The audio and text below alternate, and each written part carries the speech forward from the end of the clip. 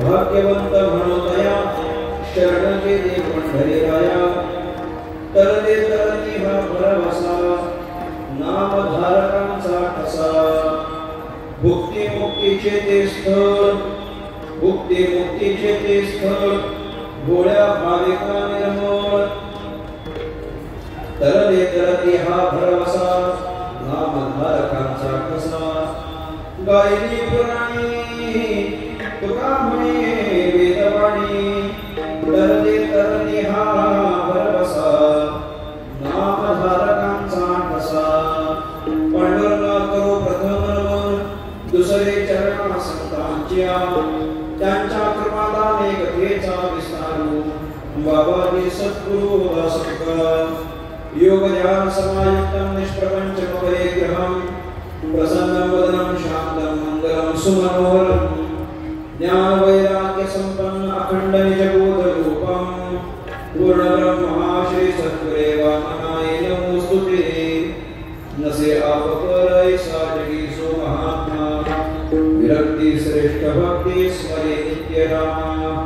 तिथि माघ पूर्णिमा साधो निवाट धरे निजधामा नमस्कार माझा सद्गुरु सावळराम मस्तक माझा पायावरी या वारकरी संतांच्या भाग्यवंत म्हणोदया शरण गेले पंढरीराया तरते तरते हा भरवसा नामधारकांचा ठसा विठ्ठला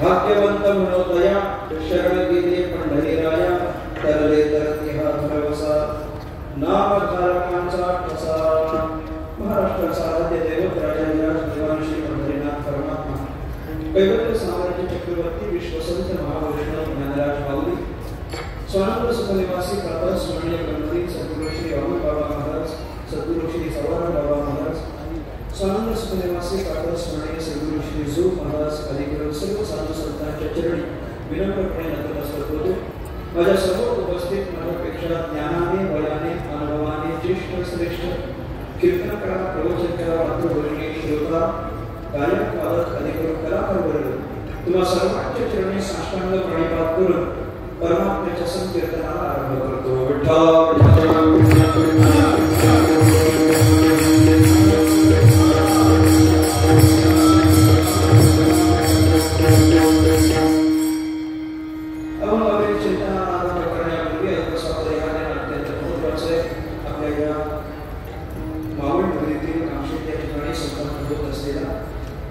अत्यंत भव्य दिव्य स्वरूपाचा श्री विठ्ठल परिवाराच्या माध्यमातून संपन्न होत असलेला आनंददायी उत्सव आणि उत्सवातील आजची दुसऱ्या दिवसाची कीर्तनाची सेवा माझ्यासारख्या एका सर्वसामान्य साधकाकडे सोपवली तर निमित्ताने या ठिकाणी उपस्थित आहे ज्यांच्याबद्दल आपल्याला नितांत प्रेम आहे आपल्या सगळ्यांच्या अत्यंत आवडीचं जिव्हाळ्याचं व्यक्तिमत्व आपल्या विधानसभेतील सन्माननीय आमदार सूर्यनारायण शेळके यांच्या अथक प्रयत्नाने आणि संकल्पनेतून संपन्न होत असलेला आपला हा 60व्या वर्षाचा उत्सव आहे त्यातील राष्ट्रीय दुसऱ्या दिवसाची सेवा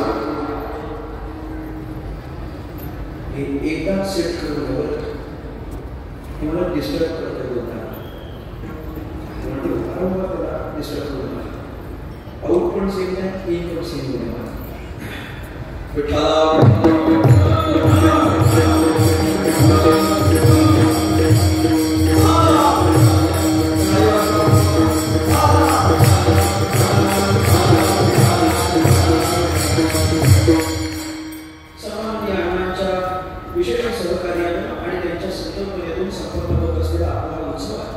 या समस्त उत्सवाची अंतःकरणातली एकच पवित्र भावना आहे. या सगळ्या उत्सवाच्या माध्यमातून सगळ्यांची एकच भावना आहे, ती म्हणजे विठ्ठलाचं नामजप जास्तीत जास्त प्रमाणात आपल्याकडून व्हावं.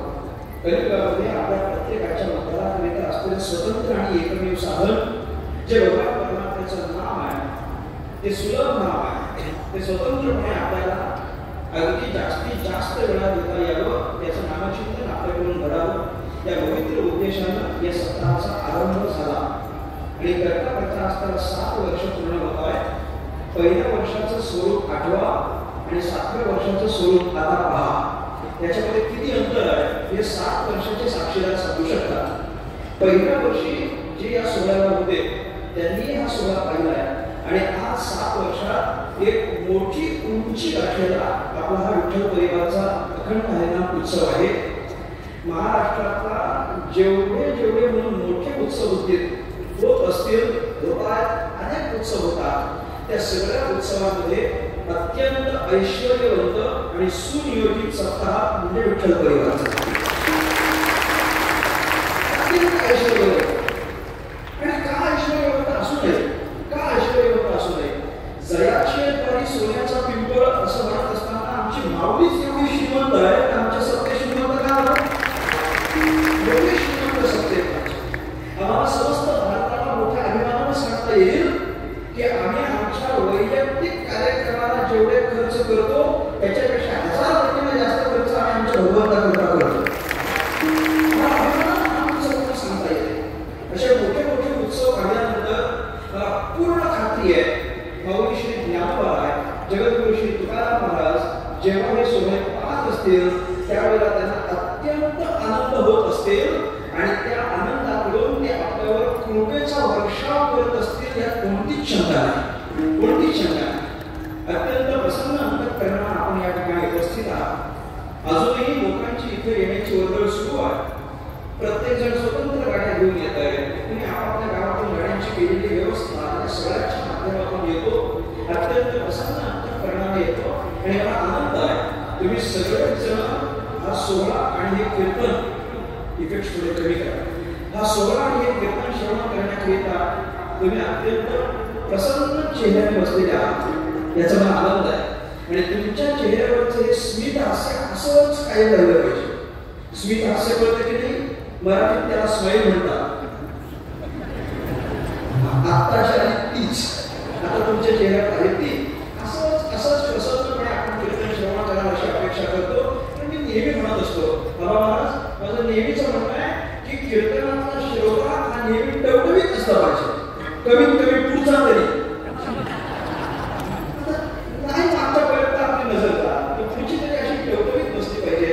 आपण प्रसन्न चित्ताने या ठिकाणी उपस्थित राहता या सोहळ्याचे साक्षीदार होण्याकरिता आपण वाट पाहत असतात. 2 दिवसापूर्वी मी अनेक काळचा उत्सव झाल्यानंतर एका वृद्ध महिलेची क्लिप मी या उत्सवाच्या संदर्भात पाहिली.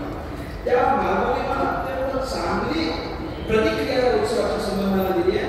ती माऊली म्हणते, आज माझं वय 70 वर्षाचं आहे, पण माझ्या 70 वर्षाच्या वयात सगळ्यात मोठा पाहिलेला सप्ताह म्हणजे आपला उत्सव आहे. माझ्यापेक्षा कितीतरी पण जास्तीचं वय त्या माऊलीचं, पण अत्यंत सुंदर तिनं प्रतिक्रिया दिली. प्रत्येकाच्या अंतःकरणामध्ये या सप्ताहाच्या संबंधाला नितांत भाव आहे, नितांत श्रद्धा आहे, प्रेम आहे, करुणा आहे. आणि म्हणून आपण हिरहिरीनं या उत्सवामध्ये भाग घेता, वाट काढत आपण या सप्ताहापर्यंत पोहोचता आणि आपल्या सगळ्यांच्या एकत्रित येण्यामुळेच या उत्सवाची शोभा आहे. याचा अर्थ काय आहे?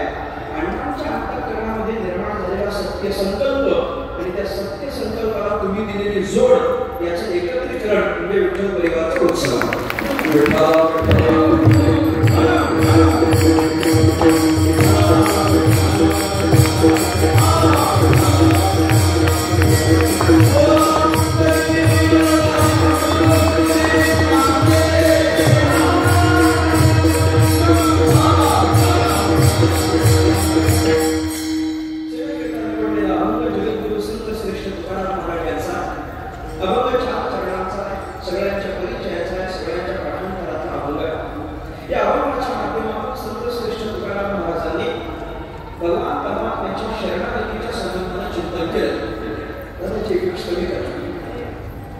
त्यांची इफेक्ट असते.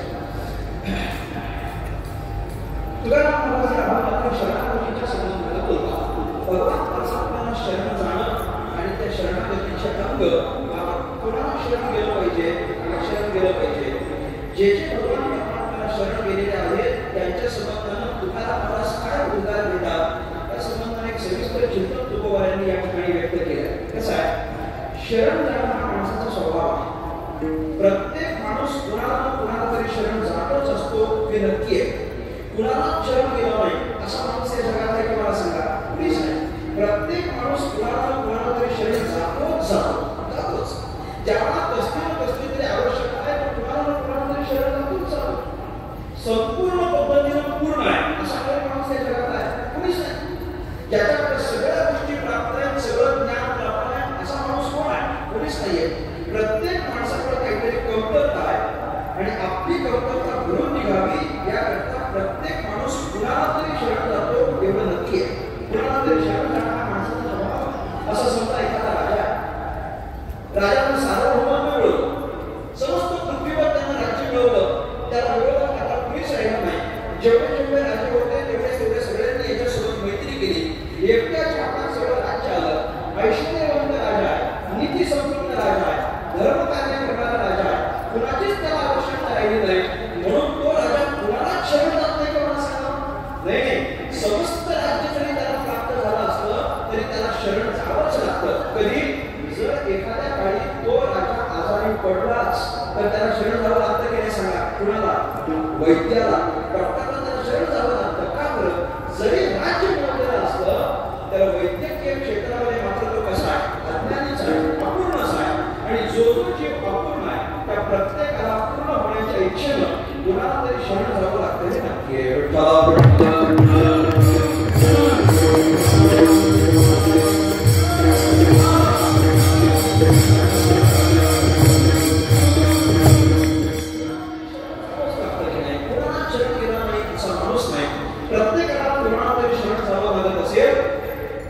शरण जात असताना 3 गोष्टींचा विचार आपल्याला करावा लागतो. शरणागती मान्य आहे परंतु 3 गोष्टींचा विचार करावा लागतो. काय आहे?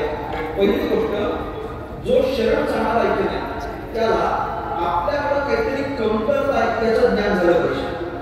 ऐका, माझ्याकडे काहीतरी कमी आहे याचं त्याला ज्ञान झालं पाहिजे, हे त्याला कळलं पाहिजे. आपल्याकडे काहीतरी कमी आहे हे त्याला कळलं पाहिजे. मी थोडं गमतीने म्हणत असतो, आपल्याला काहीच कळत नाही हे त्याला कळलं पाहिजे. कळलं का? आपल्याला काहीच कळत नाही हे म्हणजे काही माणसांचे विलंब आहे की त्यांना आपल्याला काहीच कळत नाही हे पण त्यांना कळत नाही. तेवढं तरी कळावं की नाही? कळलं पाहिजे. काय कळतं काय कळत नाही हे कळलं पाहिजे. मी म्हणत असतो, माझं कीर्तन ऐकत असताना तुम्हाला कळलं तर कळलं म्हणा आणि नाही कळलं तर नाही कळलं म्हणा. पण तुम्हाला जर काहीच कळलं नाही आणि तुम्ही म्हणाला कळलं तर मला कसं काय कळणार की तुम्हाला कळलंय की नाही कळलं? एवढं कळलं असेल तर मान हवा. कळलं पाहिजे आपल्याला काय कळतं काय कळत नाही, आपल्याकडे काय कमतरता आहे, आपल्याकडे काय जास्ती आहे, कोणतं ज्ञान आपल्याकडे नाही याचं ज्ञान आपल्याकडे झालं पाहिजे. म्हणजे स्वतःच्या अपूर्णतेचं ज्ञान आपल्याकडे असावं. एक. दुसरी गोष्ट अशी आहे, आपल्याकडे जर अपूर्णता असेल तर ती अपूर्णता कोणाकडे गेल्यानंतर भरून निघणार आहे याचं ज्ञान असलं पाहिजे. 2. तिसरी गोष्ट, ज्याच्याकडे गेल्यानंतर आपली अपूर्णता भरून निघणार आहे तो आपली अपूर्णता नक्की भरून काढेल असा त्याच्यावर विश्वास असला पाहिजे. 3. या 3 गोष्टी शरणागतीच्या संबंधाने महत्त्वाच्या आहेत. काय काय झालं सांगा? पहिली गोष्ट, आपल्या अपूर्णतेचं ज्ञान असावं. ती अपूर्णता ज्या ठिकाणी भरून निघेल त्याचंही आपल्याला ज्ञान असावं आणि जो अपूर्णता भरून काढणार आहे त्याच्यावर आपला विश्वास असावा.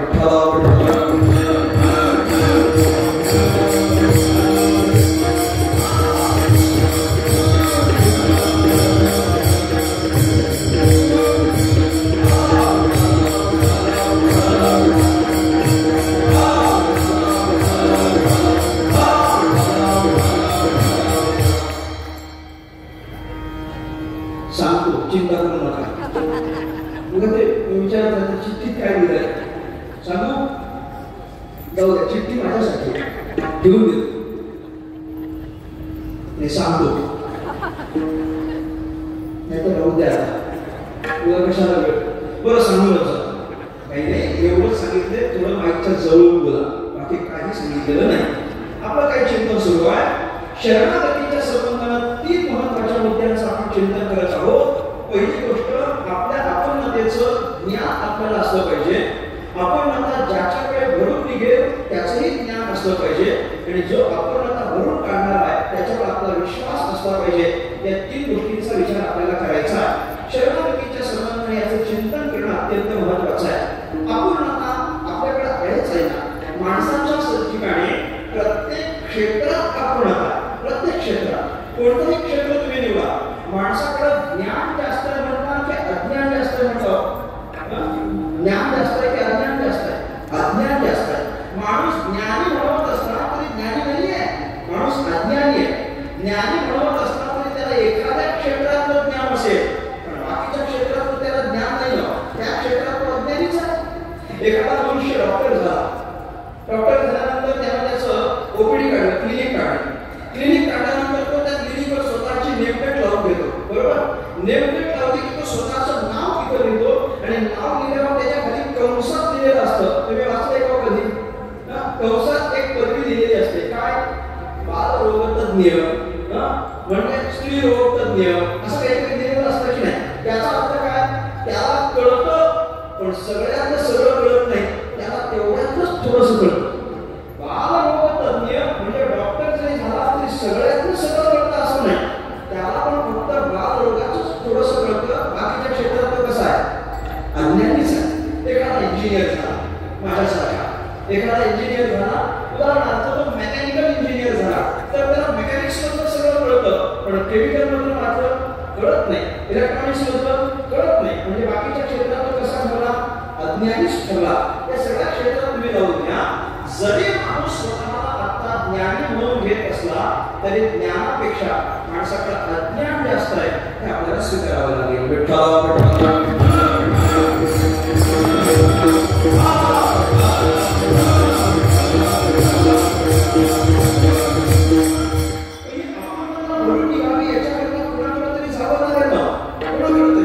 जशी जशी अपूर्णता असेल तशी तशी भरून काढण्याकरता माणूस प्रयत्न करतो. एखादा माणूस आजारी पडला तर त्याचं ते आजारातून जावं याकरता तो कोणाकडे जातो?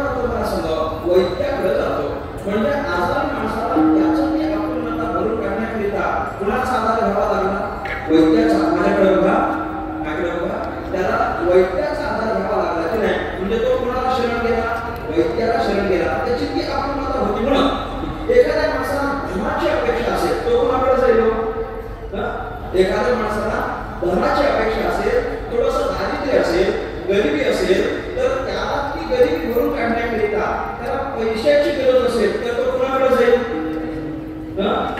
माझ्याकडे उपयोग नाही त्याचा. कीर्तनकाराकडे येऊन तेवढा उपयोग होत नाही.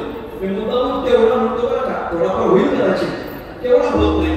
धनवानाकडे जावं लागेल, श्रीमंताकडे जावं लागेल. आपलं दारिद्र्य भरून निघावं याच्याकरिता श्रीमंताकडे जावं लागेल. आपलं अज्ञान भरून निघावं याच्याकरिता ज्ञानी माणसाकडे जावं लागेल. आपलं अज्ञान भरून निघावं याच्याकरिता वैद्याकडे जावं लागेल. प्रत्येक क्षेत्रातली जशी जशी अपूर्णता आहे ती अपूर्णता भरून काढण्याकरिता माणसाला कुणाचा तरी आश्रय घ्यावा लागतो, एवढं नक्की आहे.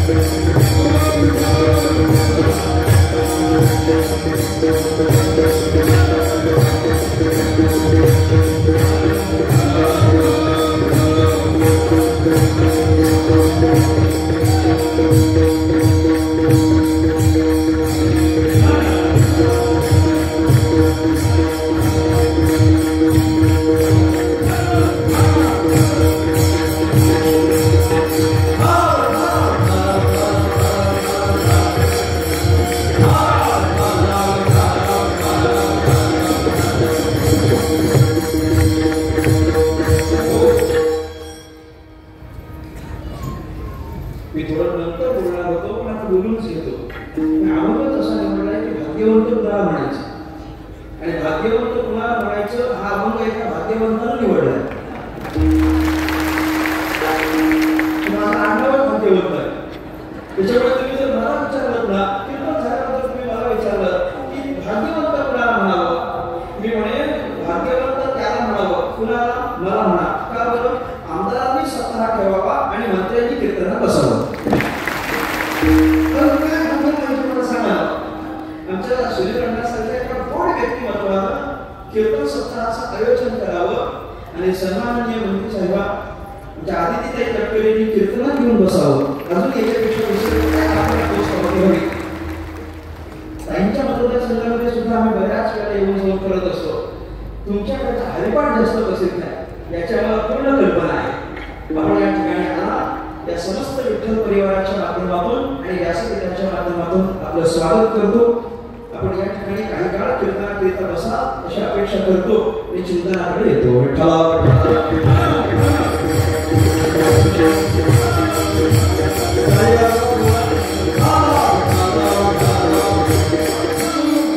विषय असा सुरू आहे की शरणागतीच्या संबंधाने तुकाराम महाराज या अभंगातून बोलतात.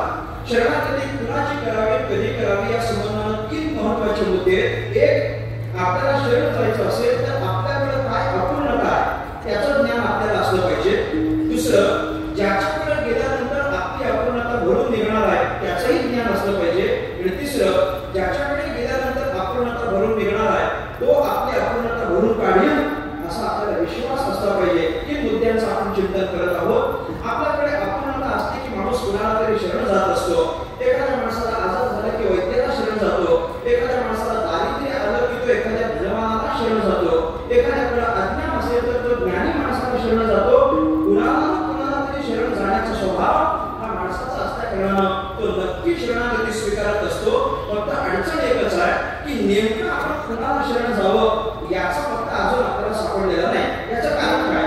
तो भुकेला माणूस आहे. भुकेला माणूस आहे, 15 दिवसाचा उपाशी आहे. काहीतरी 2 तास पोटात जावेत आणि माझी भूक भरून निघावी अशी त्याला इच्छा होती आणि तेवढ्यात त्याला आणखी एक माणूस भेटला पण तो महिन्याभराचा उपाशी. महिन्याभराचा उपाशी असलेला माणूस 15 दिवसाच्या उपाशी माणसाचं पोट भरीत का मला सांगा?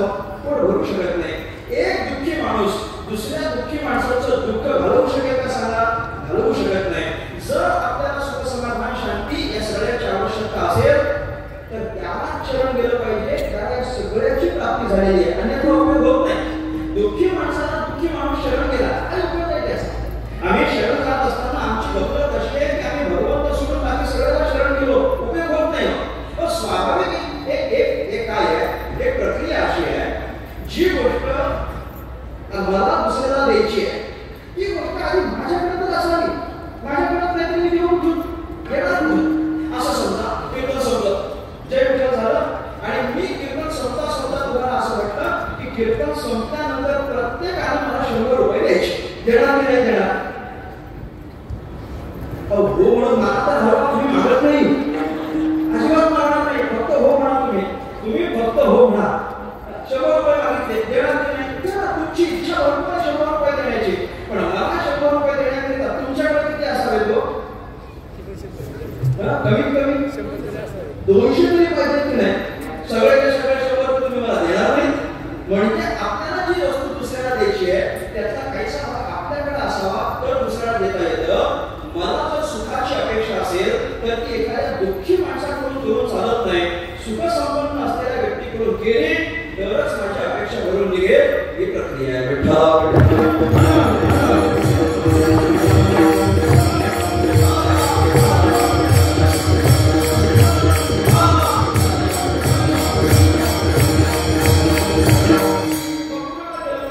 देवाकडे गेलं पाहिजे कारण तो आपली सुखाची भरून काढतो की नाही.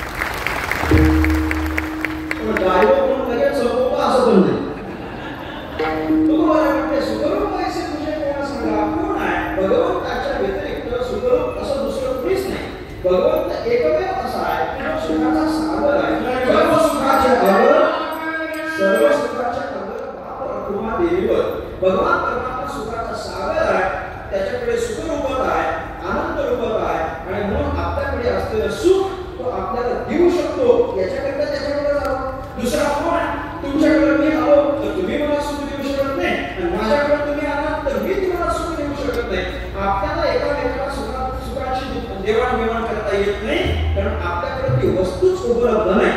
शरण भगवंतांना का झालं याचं एकमेव कारण असं आहे की तो भगवान परमात्मा आम्हाला जवळ करतो, आपल्या अंतःकरणातली इच्छा पूर्ण करतो, आपली अपूर्णता पूर्ण करण्याचं सामर्थ्य भगवंताकडे म्हणून त्याला शरण जावं. तुकाराम महाराजांनी भगवान परमात्म्याला शरण गेलेल्याचा पुरस्कार या अभंगातून केलेला आहे. शरण गेले पंढरी आया असं तुकोबार म्हटले. पंढरीनाथाला जो शरण जातो ना त्याच्या संबंधात तुकाराम महाराज चांगले उद्गार काढतात, त्याची प्रशंसा करतात, त्याचा गौरव करतात. कारण काय इतर कोणाला नाही, केवळ पंढरीनाथाला शरण गेलेला त्यांच्याकरताच तुकाराम महाराजांनी गौरव उद्गार काढलेले. फक्त पंढरीनाथाला काय करणार? पंढरीनाथ सोडून बाकी कोणी नाही. बाकी कोणाला गेल्यानंतर काही कशा पद्धतीची आपल्याला फलश्रुती होत नाही काय? एकच पंढरीनाथ का बरं? कारण पुष्कळ आहे. पंढरीनाथालाच का शरण जावं याची कारण पुष्कळ आहे. पण मला आवडलेलं एक कारण तुम्हाला सांगून जाईल. कान देऊ नये का? बारीक आहे का? भगवंताला म्हणजे पंढरीनाथाला शरण जावं याचं कारण काय? माझ्या दृष्टीनं पंढरीनाथाला शरण जावं याचं एकच कारण आहे कारण जगात एकमेव पंढरीनाथ असा देव आहे की जो आपल्याला त्याच्या जवळ घेतो, बाकीचं कोणी जवळ घेत नाही. पुढचं वाक्य बोले जेवढा पांडुरंग जवळ करतो तेवढा दुसरा कुठलाच देव जवळ करत नाही, कोणीच नाही. बाकीचे सगळेच देव कोविडच्या अगोदरपासूनच सांगत आलेले कीप सेफ डिस्टन्स. अगोदरपासून दाखवलंय. कुठल्याच देवाने आम्हाला जवळ केलं नाही. पण आमचा पांडुरंग भाईबा एवढा दीन, एवढा दयाळू आहे, कृपाळू आहे तर आमच्यासारख्या प्रत्येक भक्ताला म्हणतो या जवळ या, माझ्या पायाला हात लावून दर्शन घ्या, आपलं डोकं पायावर ठेवून दर्शन घ्या. कोण दुसरा असा देव सांगतो? कोणी सांगत नाही. कोणी सांगत नसेल तर एकमेव आमचा विठ्ठल असा आहे की जो आपल्याला त्याच्या जवळ घेतो म्हणून त्याला शरण जा.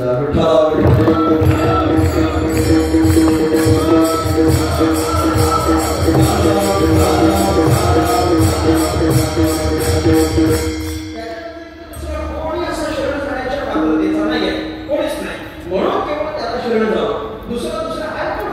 त्याला शरण जाण्याच्या योग्यतेचा तोच. दुसरा कोणी त्याला शरण जाण्याच्या कोणीही शरण जाण्याच्या योग्यतेचा असा नाही. तुकाराम महाराजांनी त्या संबंधाने चिंतन केलं आहे की एक पंढरीनाथ सोडला तर अन्य कोणाला शरण जाऊ नये. आता शरण जाऊ नये याचं कारण असं पण आहे की तुकाराम महाराजांचं ते उपास्य दैवत आहे. तुकाराम महाराज एवढे एकनिष्ठ उपास्य आहे, उपासक आहे की आपल्या भगवंताला सोडून ते कुठे जात नाही.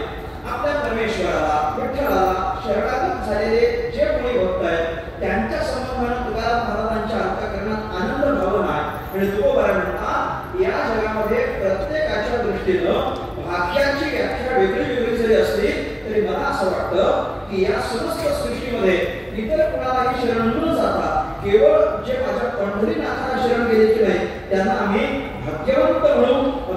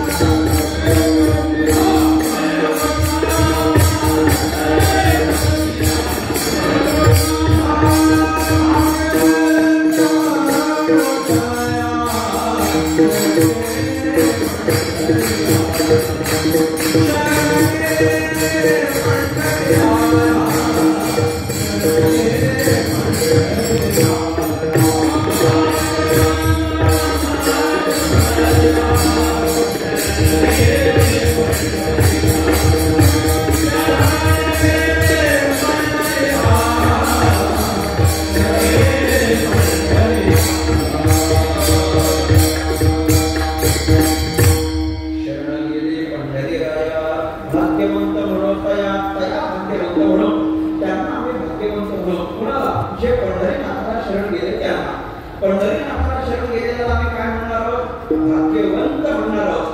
तुम्हाला एक बारीकसा फरक सांगतो बरं का. भाग्यवान नाही म्हणणार, भाग्यवंत म्हणणार. वान म्हणत नाही, वंत म्हणतात. थोडा फरक आहे. भाग्यवान, भाग्यवंत यात थोडा फरक आहे. काय फरक आहे ते तुम्हाला बारीक फरक सांगेल. तुमच्या परिचयाचे शब्द देऊन मी तुम्हाला सांगेन. वान किंवा वंत हा शब्दाच्या पुढे लागणारा प्रत्यय आहे आणि त्याचा अर्थ निरनिराळा. वान कुठं लावायचं, वंत कुठं लावायचं मी तुम्हाला स्पष्ट करून सांगतो. वान कुठं लावा, वंत कुठं लावा. जिथं मर्यादा असते तिथं वान लावायचा आणि जिथं अमर्यादा असते तिथं वंत लावायचं. फार सोपं आहे. वान कुठं लावणार, जिथं मर्यादा आहे तिथं, आणि वंत कुठं लावणार, जिथं अमर्यादा आहे तिथं. मर्यादा आणि अमर्यादा, मर्यादा अमर्यादा. मर्यादा म्हणजे लिमिटेड आणि अमर्यादा म्हणजे एवढं बोलण्याकरता का तुम्ही लिमिटेड? थोडंसं बोला ना, अनलिमिटेड. म्हणजे जिथं मर्यादा आहे तिथं वान लावा, अमर्यादा आहे तिथं वंत लावा. शब्द ओळखीचे सांगतो. ज्याचे गुण मोजता येतात त्याला गुणवान म्हणा आणि ज्याचे गुण मोजताच येत नाही त्याला गुणवंत म्हणा. ज्याची कीर्ती मोजता येते तो कीर्तिवान आणि ज्याची कीर्ती मोजता येत नाही तो कीर्तिवंत. ज्याचं धन मोजता येतं तो धनवान, ज्याचे धन मोजताच येत नाही तो धनवंत. तसं ज्याचं भाग्य मोजता येतं तो भाग्यवान आणि ज्याचं भाग्य मोजताच येत नाही तो असं मोठ्यानं बोला. भाग्यवंत. जिथं अमर्यादा लागते तिथं वंत लावा, मर्यादा असते तिथं वान लावा. अर्थात पंढरीनाथाला जो शरण गेला त्याच्या भाग्याची कोणतीच परिसीमा नाही, म्हणून त्याला भाग्यवंत म्हणा.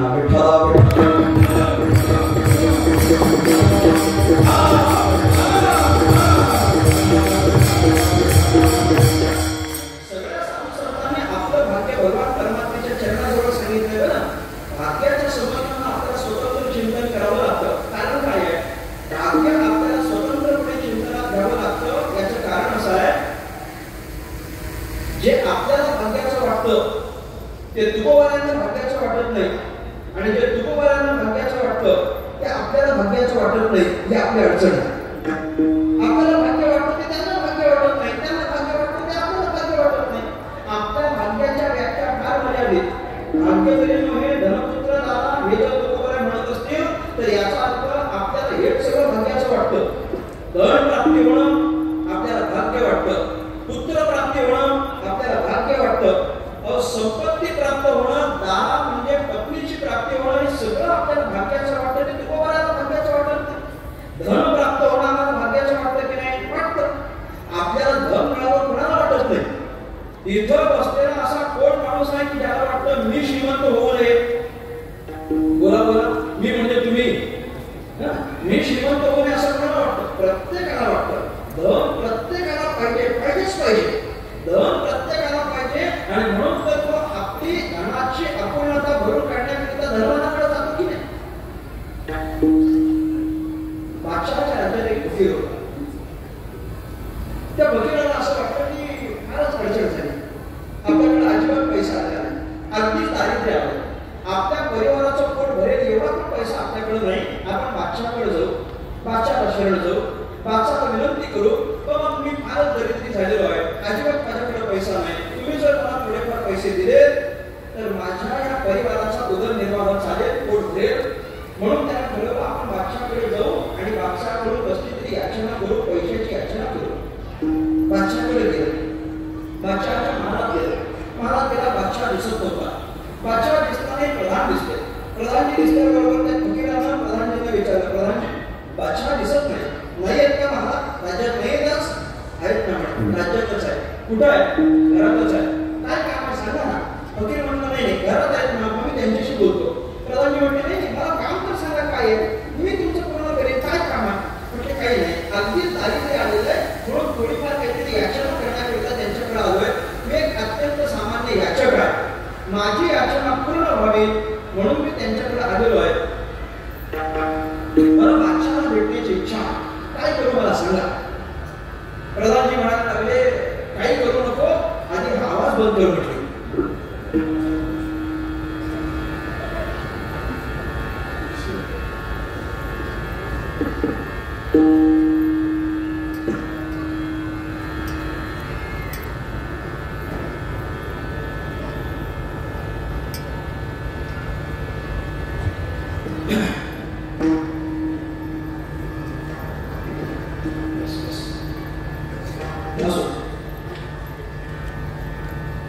टेक्निकल डिफेक्ट असू शकतो.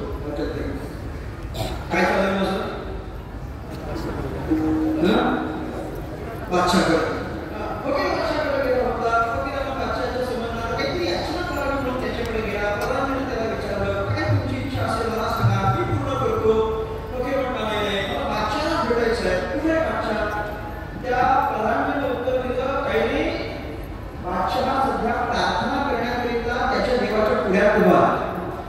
देवाच्या पुढ्यात प्रार्थना करण्याकरिता उभा आहे असं ऐकल्याबरोबर फकीर लगेच मागच्या पावलानं निघाला. प्रधानाला विचारलं, थांबा ना, तुम्हाला काहीतरी पाहिजे होतं, पैसा पाहिजे होता, याचना करण्याकरिता तुम्ही आलात ना? आलात म्हटल्यानंतर त्या फकीरानं उत्तर दिलं, कसं आहे याचकाकडे याचना करायची नसते. याचकाकडे याचना करायची नसते. प्रधान म्हटलं, असं कसं म्हणता?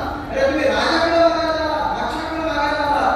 फकीरानं सांगितलं, आधी बादशाहकडेच मागायला आलो होतो, पण नंतर मला असं कळून आलं की मी ज्याच्याकडे मागायला आलोय तो आधीच कोणाच्या तरी पुढ्यात मागायला उभा आहे. तो आधीच कोणाच्या तरी पुढ्यात मागायला उभा आहे.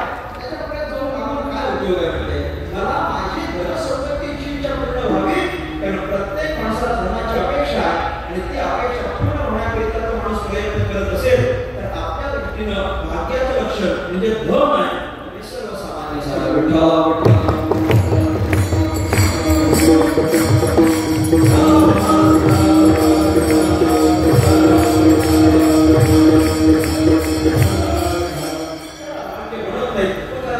धनाची प्राप्ती, पुत्राची प्राप्ती, पत्नीची प्राप्ती, परिवाराची प्राप्ती या सगळ्याला भाग्य म्हणत नाही.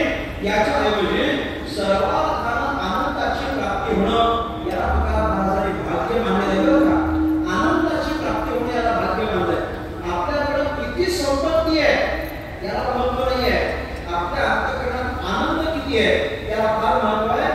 ज्याच्याकडे कवडी पण नाही ना अशा कवडी नसणाऱ्या फकीरालाच जगद्गुरु शंकराचार्यांनी भाग्यवंत म्हटले नाही. जगद्गुरु शंकराचार्यांच्या कौपिन पंचम म्हणून एक स्तोत्र आहे. म्हणजे त्याच्यामध्ये म्हणताना ते म्हटलेले कौपिनवंत हा पुढे भाग्यवंत. कौपिनवंत म्हणजे लंगोटी धारण करणारा महात्मा तोच खरा भाग्यवंत म्हणावा. का म्हणावा? त्याच्या अंतःकरणामध्ये आनंदाची अभिव्यक्ती आहे आणि ज्यांच्या अंतःकरणात आनंदाची अभिव्यक्ती आहे, ज्यांच्या अंतःकरणातले विचार संपले ते खरे भाग्यवान. विठ्ठला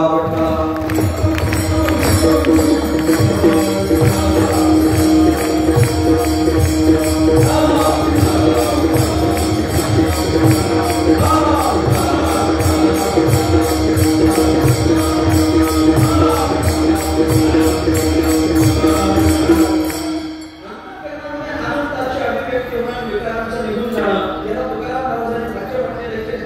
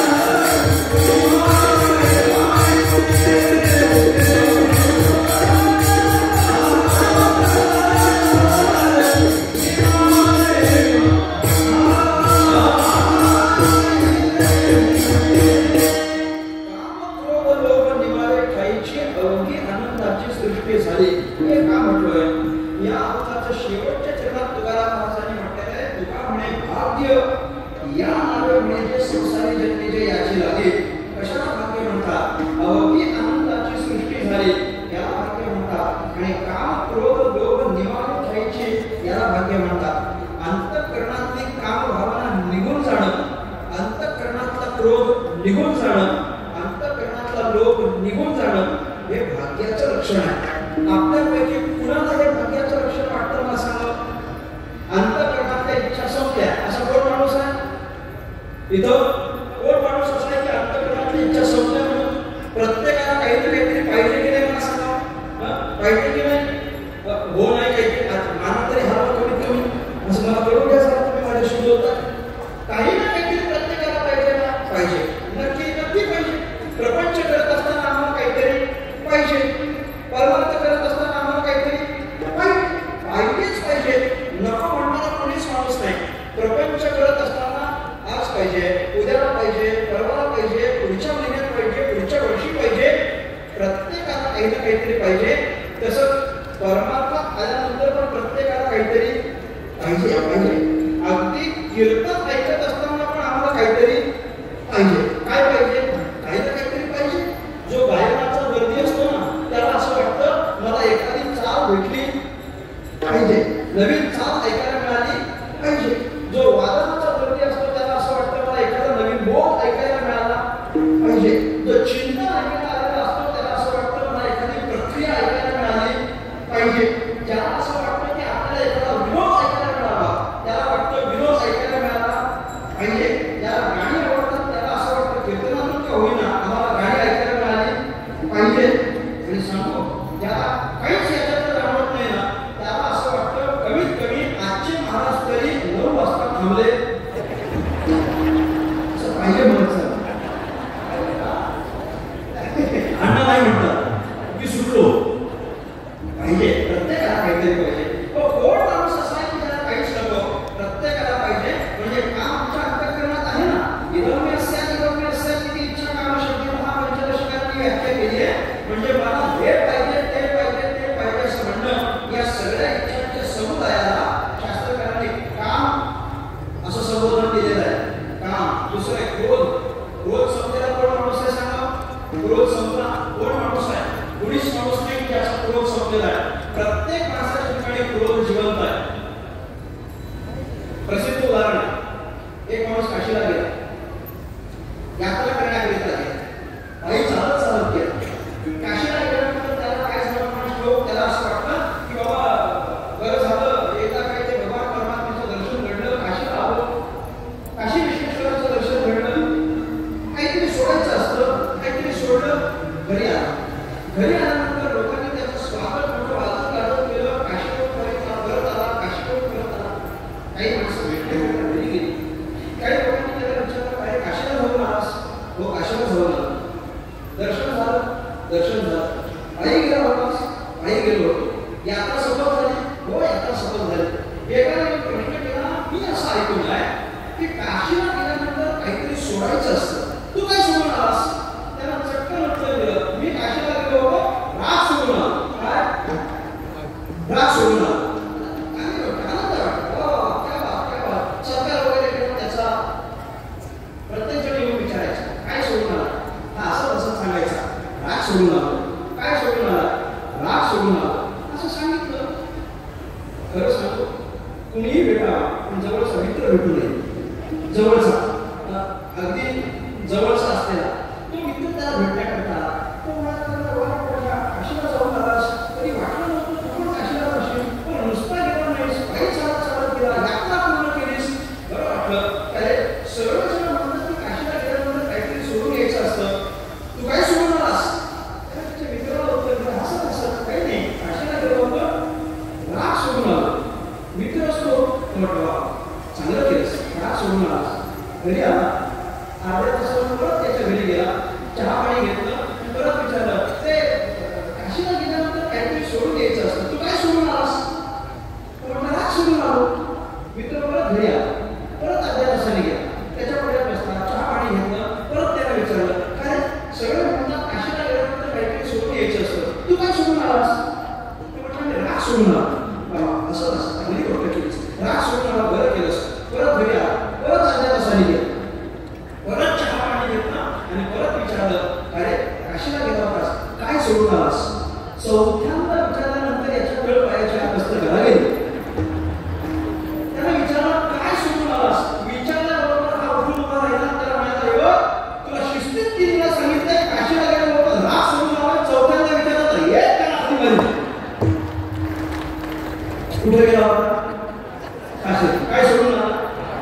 खरंच सोडून आला की जास्तीचं घेऊन आला सांगावं घेऊन आला क्रोध माणसाची क्रोध संपवायचा सांगा संपत नाही पण अंतःकरणाचा क्रोध संपणं हे भाग्याचं लक्षण आहे आम्ही मान्य करत नाही पण फार मला वाटतं कधी कधी अंतःकरणात क्रोध नसावा पण काही काही वेळी अलीकडं अंतःकरणात क्रोध असणं हे मोठेपणाचं लक्षण म्हणतात बोलताना क्रोध दाखवतात आजच्या गावात सगळ्यांशी बोलत माझ्या समोर राहील का आता यात काय अभिमानाची गोष्ट आहे म्हणत नाही आपल्या पुढ्यात एखाद्याला बोलणं राहणं आपल्याशी एखादा न बोलणं हे अभिमानाचं लक्षण नाही आहे आपलं व्यक्तिमत्व असं असावं की लहानातला लहान आणि ज्येष्ठातला ज्येष्ठ कुणीही आपल्या पुढ्यात आला तरी प्रेमानं बोलावं एवढं चांगलं व्यक्तिमत्व माणसाचं असतं माणसाला सांगत राहावं माणसाचा चेहरा एवढा टवटवीत असावा की पुढच्या वेळेला भेटल्यानंतर त्या माणूस भेटल्यानंतर त्याला असं वाटलं पाहिजे माणूस परत भेटला पाहिजे आपली वाणी एवढी मधुर असावी एवढं गोड बोलणं असावं की जर पहिल्यांदा आपली एखाद्याशी भेट झाली आणि 2 शब्द आपल्याशी बोलला तर समोरच्या माणसाला असं वाटलं पाहिजे हा माणूस मला रोज भेटावा रोज भेटावा रोज भेटावा असं वाटलं पाहिजे काही काही लोकांची वाणी एवढी फटकळ असते एवढी फटकळ असते की तो भेटल्यानंतर लोक विचार करतात इथं भेटला वर भेटू ना असं काय वाटतं गोड असावं माणसाला सांगत राहावं अंतःकरणातले विचार संपावे का क्रोध लोभ अंतःकरणाला संपणं याला तुकोबाराने भाग्य म्हटलंय म्हणजे हे विकार निघून जाणं आणि दुसरं काय की आनंदाची सृष्टी झाली आनंदाची सृष्टी होणं मग आता ही आनंदाची सृष्टी कशी होईल आनंदाची सृष्टी होण्याकरिता काय करावं लागेल आनंदाची सृष्टी होण्याकरिता पंढरीनाथाला शरण जावं लागेल दुसरा काही पर्याय नाही ना आतापर्यंत भगवंत सोडून दुसरा कोणी आम्हाला आनंद देण्याकरिता सिद्ध झालेला नाहीये तोच एक आहे की जो आपल्याला आनंद देईल बाकी प्रपंचानं आम्हाला आनंद दिला या प्रपंचानं आम्हाला सुख दिलं असं तुम्ही हात वर करून छाती ठोकपणे मला सांगावं कोणीच सांगू शकत नाही अगदी तुमच्या समोर उभा असलेला कीर्तनकार सुद्धा कुणी सांगू शकत नाही कारण ते नाहीच ना त्या पात्रतेचं नाही प्रपंच कधी आम्हाला सुख देत नाही हे सर्व मान्य संसार दुःखमुळा चौकडे विश्रांती नाही कोठे रात्र दिवस तळमळ काम क्रोध लोभाशोनी पाठी लागले उडाल कवळा मिश्रण जाऊ दृष्टी देण निर्मळ धर्म जावो सदैवाचा जेव्हा परोपकारी अंधळ्या दृष्टी देतो त्याचे नाव विचारी हे पाठा संसार दुःखमूळ पाठाच ऐकलं संसार दुःखमूळ चौकडे हिंगळ संसार दुःखमूळ चौकडे हिंगळ विश्रांती नाही कोठे रात्र दिवस तळमळ संसार दुःखमूळ चौकडे हिंगळ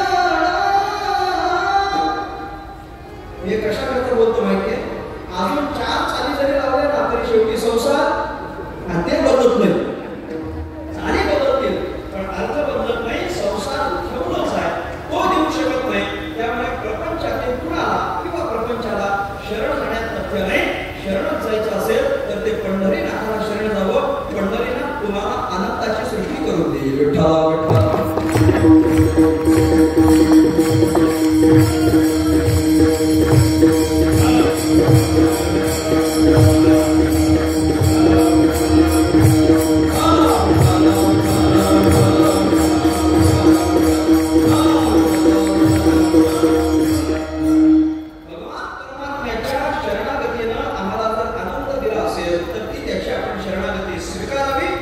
शरणागती स्वीकारूनच आपल्याला तसं भाग्यवान होता येईल हे तुकोबारांचं मत आहे आपल्याला या संदर्भात अजून थोडंसं चिंतन करायचं आहे आपल्यामध्ये ज्यांची पवित्र उपस्थिती या ठिकाणी झालेली आहे आपल्या समस्त महाराष्ट्र राज्याच्या मंत्री सन्माननीय आदित्यताई तटकरे पुढच्या कार्यक्रमाकरिता त्यांना मार्गस्थ व्हायचं आहे आपण बारीक आवाजात थोडं विठ्ठल भजन आपण सुरू ठेवायचं आहे आणि विठ्ठलाच्या भजनासहित ताईंचा आदर सत्कार होईल. म्हणजे ताईंनी इथं उपस्थिती दिली हेच आपल्या सगळ्यांच्या भाग्याचं आहे असं म्हणा. आम्ही भाग्य म्हटलं ना, आमच्या भाग्याचं चिंतन सुरू आहे. हळूहळू आवाजात आपण विठ्ठलाचं भजन करू म्हणजे त्यांना ताईंचा सत्कार येईल. विठ्ठल विठ्ठल विठ्ठल विठ्ठल विठ्ठल विठ्ठल विठ्ठल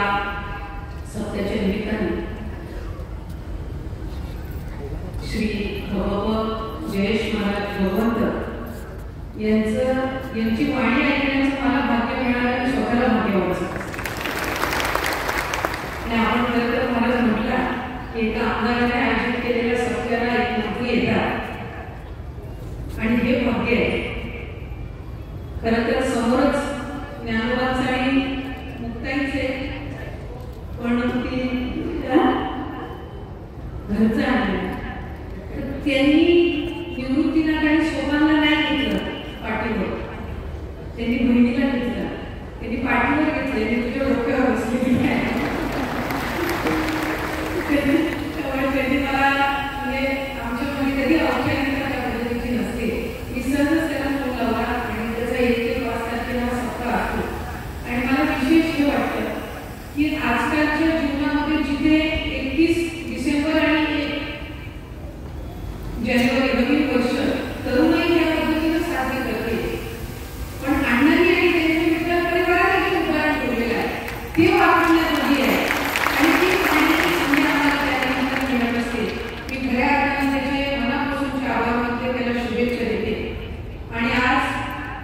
त्याला रोज या सप्ताहाच्या निमित्ताने 15 ते 20 हजार भक्त आणि भाविक त्या निमित्ताने असतात. त्यांना महाप्रसाद त्याच्या माध्यमातून आणि विठ्ठल परिवाराच्या माध्यमातून मिळतो. हे पुण्य जे त्याला मिळतंय तो पुण्यवान, तो पुण्यवंत व्हावा हीच माझी त्या निमित्ताने सदिच्छा आहे. मी आपल्या सर्वांना नवीन वर्षाच्या खूप खूप शुभेच्छा देते. भगवंताचरणी हीच प्रार्थना करते की आपल्या सर्वांना निरोगी आयुष्य मिळावं. अशाच पद्धतीने आपला आशीर्वाद हा आणावा, त्या निमित्ताने असावा आणि त्याच्या माध्यमातून आपल्या सर्वांची नित्यनियमाने सेवा घडत जावी हीच या निमित्ताने सदिच्छा व्यक्त करते. आणि खऱ्या अर्थानं स्टेजवर झोपायच्या आधी त्यांनी मला विचारलं की लाडक्या बहिणीचा हप्ता गेलाय काय, तरच या स्टेजची पहिली पायरी तुम्ही इतकी चिंता त्याला त्या बहिणींची असते. पण त्याचबरोबर खऱ्या अर्थानं ती संधी आम्हाला तुमच्या माध्यमातून मिळणं हे आम्ही खऱ्या अर्थानं स्वतःचं भाग्य समजतो. तुम्ही आज सगळ्यांनी त्याची साथ दिली आणि त्याला पुन्हा एकदा या मतदारसंघातून काम करण्याची आणि तुमच्या सर्वांचं प्रतिनिधित्व करण्याची, सेवा करण्याची संधी दिली. मी आपल्या सर्वांचे पुन्हा एकदा आभार मानते. आपल्याला नवीन वर्षाच्या शुभेच्छा देत असताना विठ्ठल परिवाराचे जितके सर्व सदस्य आहेत, कारण अण्णा हे फक्त त्यांच्या सगळ्यांचं प्रतिनिधित्व करत असणारे एक नाव आहे. पण विठ्ठल परिवार जिथपर्यंत आयोजनामध्ये सक्रिय होत नसतो तिथपर्यंत काही एका व्यक्तीला इतकं मोठं आयोजन करणं सक्रिय होत नसतं. आणि त्याच्यासोबत आमची बहिणी आहे, तिच्याही सगळ्या सहकारी आहेत आणि त्यांचीही मी या निमित्ताने आवाज उल्लेख करेन. कारण शेवटी आयोजनामध्ये व्यक्ती म्हणून आम्ही एक दिसत असतो, पण आमच्या मागची जी शक्ती असते त्याचंही कुठे ना कुठेतरी आम्ही कौतुक करणं हे निश्चितपणे गरजेचं आहे. म्हणून मी त्याच्या सर्वच सहकार्याच्या या निमित्ताने आभार मानेन. महाराज आपले आज या निमित्ताने दर्शन झाले. माझ्या वेळेस सुद्धा मतदारसंघामध्ये 7 दिवसाचा सप्ताह आणि आपण म्हटल्याप्रमाणे तिथं हरिनाम सप्ताह मोठ्या प्रमाणामध्ये होत असतो. त्या निमित्ताने आम्हालाही सहभागी होण्याची संधी आणि भाग्य मिळत असतं आणि तेच आज इथे 7वं वर्ष आहे आणि 7व्या वर्षाच्या निमित्ताने पुन्हा एकदा मला येण्याची संधी मिळाली. मी आपली वाणी या निमित्ताने मला ऐकता आली. मी मनापासूनचे आपले ऋण व्यक्त करते, आपले आभार मानते. धन्यवाद. जय हिंद, जय महाराष्ट्र. रामकृष्ण. अण्णा मला एकच विचारायचं, लाडके कीर्तन का नाही म्हणाल झालं तर तुम्ही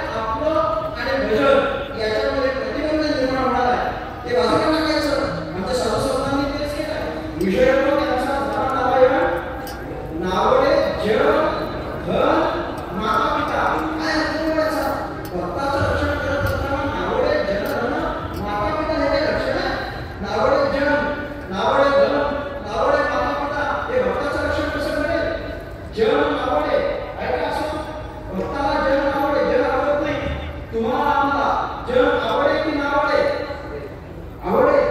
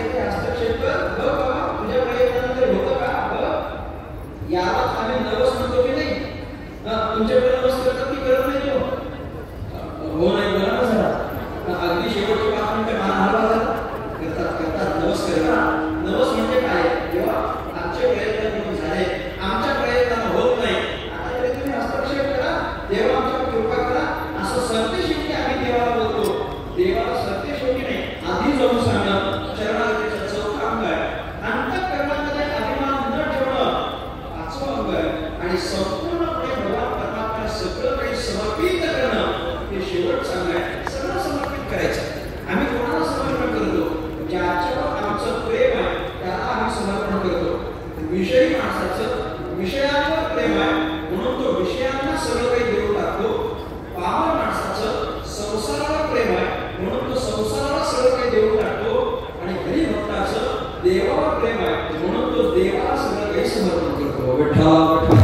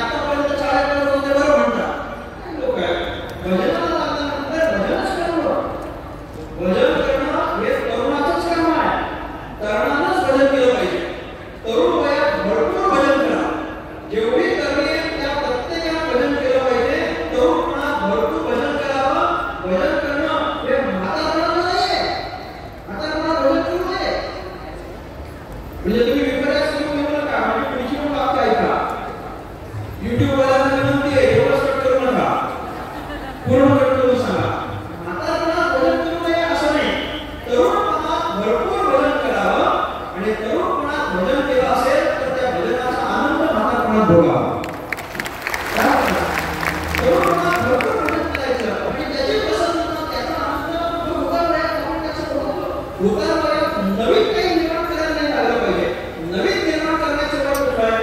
तरुणपणाचं आहे. आणि उतारवयात जे केलं असेल त्याचा मस्तीला आनंद भोगायचा, भरपूर भजन करायचं, कीर्तनाला यायचं, भजनाला जायचं. अजून तरुणांनी काय केलं पाहिजे हेच करावं. बरं इतर काम त्यांनी सोडून द्यावे असं नाही, सगळं करावं. सगळं मी माझं उदाहरण देऊन बोलेल. मी आयटीत राहतो आणि आयटीत राहतो नाही कळलं जाऊ दे. म्हणजे मी इथं पण आयटीत आहे आणि मी तिकडं पण आयटीत आहे. म्हणजे जॉब पण माझा आयटीत आहे. मी इंजिनियर आहे त्याच्यामुळे मी तिकडं पण आयटीत काम करतो आणि काय इकडं पण आयटीत राहावं. वारकऱ्याला आयटीतच राहावं, चांगलं राहावं. कीर्तनाला जात असताना मस्त असे इस्त्रीचे कडक कपडे घालून जा, टोपी कडक घालून जा, शर्ट इस्त्री करून जा. देवाला असं वाटलं पाहिजे हा फक्त माझ्या करताच नटून आला, असं चांगलं नटून यावं, चांगला धंदा राहावा. मला फार आनंद वाटला जेव्हा माझ्या मागचे सगळे कळकऱ्या फेटे लावून उभे, सगळे फेटे लावून उभे. असा आनंद करावा, असं नटावं. मी म्हणेन कीर्तनाला जात असताना चांगला शर्ट घाला, नवीन शर्ट घाला, नवीन गोंधळ काढा, नवीन उपकरण काढा, नवीन टोपी काढा, चांगल्या रंगाचा खेळ लावा, नवीन कपडे काढा. अगदीच विचाराल तर मी सांगेन चप्पल पण नवीन घालून जा.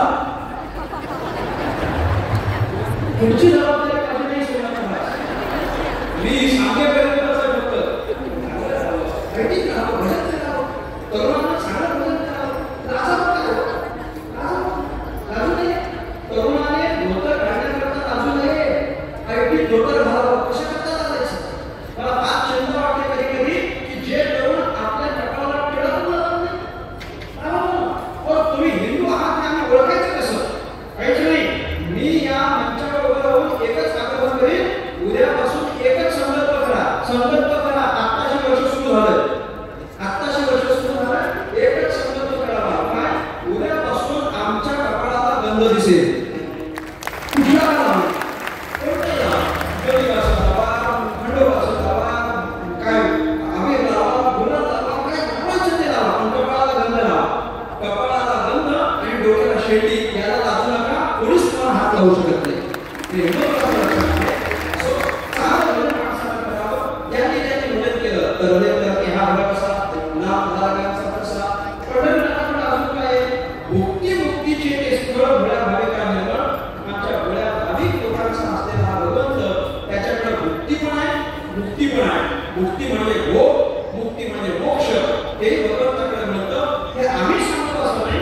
तुकाराम म्हणजे गायली पुराणी, तुका म्हणजे वेदवाणी. अगदी वेदाने सुद्धा हेच सांगितलेलं आहे. काय? शरणागती नदीला भगवंताला शरण जावं, वेद अनंत बोलीला, अर्थ एकमेकाची साधेला, विठोबासी शरण जावे, निज निष्ठा नाम गावे. असं आपल्याकडून भजन व्हावं आणि पंढरीनाथाला शरण जावं एवढी एक अपेक्षा करतो आणि माझी वाणी या ठिकाणी थांबवतो. ज्ञानेश्वर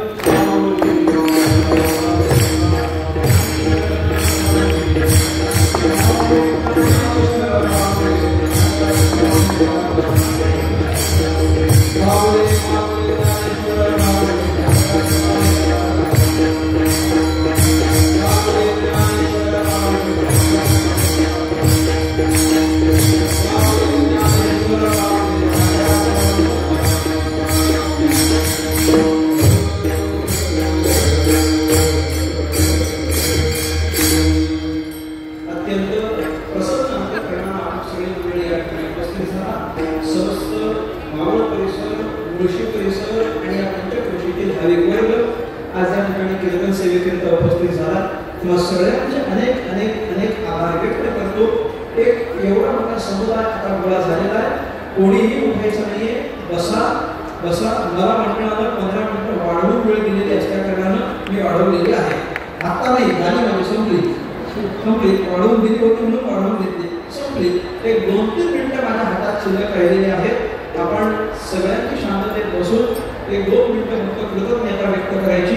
ज्यांच्या निमित्तानं आपण या ठिकाणी एकत्र झालो.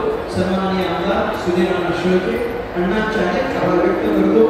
मी येता येता एका माणसाला विचारलं, अण्णाची किती टर्म आहे आमदाराची? किती टर्म आहे? दुसरी. मी त्याला उत्तर दिलं ही दुसरी टर्म आहे असं तुम्हाला वाटतं, पण आता आपल्याला परमनंट आहे. दुसरी तयार नाही. आता ते कायम आहे. तुम्हाला कायम आमदार म्हणून एकच नाव दिसेल, सुनील अण्णा शेळके. एवढं त्यांनी आपल्या राजकारणामध्ये स्थान निर्माण करून घेतलंय. अण्णांचे अनेक आभार व्यक्त करतो. काही दिवसामध्ये पूर्वी पुण्याला कीर्तनाच्या निमित्तानं अण्णांची माझी भेट झाली. राजकीय क्षेत्रामध्ये शोभावं असं हे व्यक्तिमत्व आहे. त्यांच्या माध्यमातून तिथपर्यंत आलो. त्यांचे अनेक आभार व्यक्त करतो.